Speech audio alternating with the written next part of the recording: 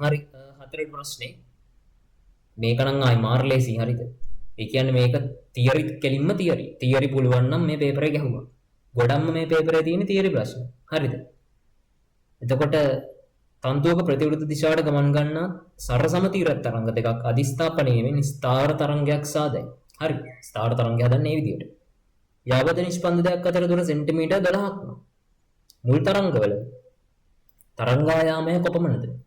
එතකොට දැන් සරසම එකිනෙකට ප්‍රතිවිරුද්ධ දිශාවට ගමන් ගන්න තීරත් තරංග දෙකක් එකට අධිස්ථාපනය වුණාම ස්ථාවර තරංගයක් හැදෙනවා නම් එයාගේ හැඩය වෙන්නේ මේකනේ.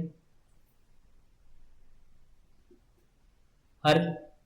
එතකොට අපි දන්නවා අපි මේවට කියන්නේ මොනවද? ගන්නන ප්‍රස්පන්ද. මේවට කියන්නේ අපි නිෂ්පන්ද.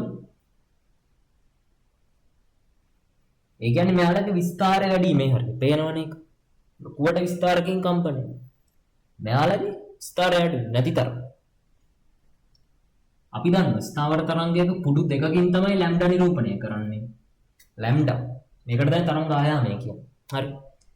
එතකොට අපිට දීලා යාපද නිෂ්පන්ද දෙකක් අතර දුර සෙන්ටිමීටර් 12. ඒ කියන්නේ මෙන්න මේ දෙන්න අතර දුර සෙන්ටිමීටර් 12ක් නම් ලැම්ඩා කීයද? ලැම්ඩා 24. ගහන්න දෙයක්වත් නැහැ. කියන්නේ ලියන්න දෙයක්වත් නැහැ, හදන්න දෙයක්. 24. තව දෙයක්. මේකේ මං කිව්ව මේ හරිය විස්තරය වැඩි.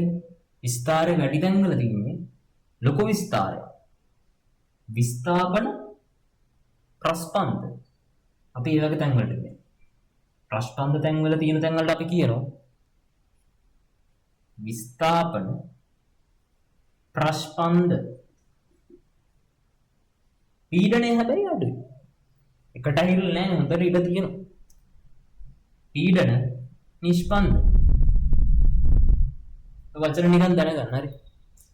නිෂ්පන්දයක් තියෙන තැනට අපි කියනවා ලොකු විස්තරකින් කම්පණය වෙන්නේ නැහැ මේක. එහෙනම් පීඩනය වැඩි. පීඩන ප්‍රස්පන්ද.